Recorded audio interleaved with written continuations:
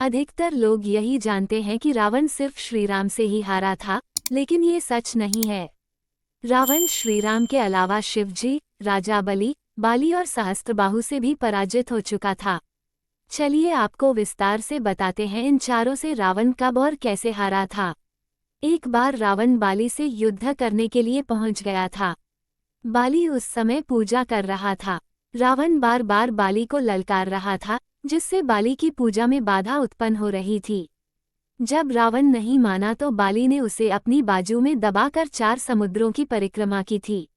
बाली बहुत शक्तिशाली था और इतनी तेज गति से चलता था कि रोज सुबह सुबह ही चारों समुद्रों की परिक्रमा कर लेता था। इस प्रकार परिक्रमा करने के बाद सूर्य को अर्घ्य अर्पित करता था। जब तक बाली ने परिक्रमा की और सूर्य को अर्घ्य अर्पित किया तब तक रावण को अपने बाजू में दबाकर ही रखा था। रावण ने बहुत प्रयास किया, लेकिन वह बाली की गिरफ्त से आज़ाद नहीं हो पाया। पूजा के बाद बाली ने रावण को छोड़ दिया था। सहस्त्रबाहु अर्जुन के 1000 हाथ थे और इसी वजह से उसका नाम सहस्त्रबाहु पड़ा था। जब रावण सहस्त्रबाहु से युद्ध करने पहुंचा तो सहस्त्रबाहु ने अपने 1000 हाथों से नर्मदा नदी के बहाव को रोक दिया था। सहस्त्रबाहु ने नर्मदा का पानी इकट्ठा किया और पानी छोड़ दिया, जिससे रावण पूरी सेना के साथ ही नर्मदा में बह गया था।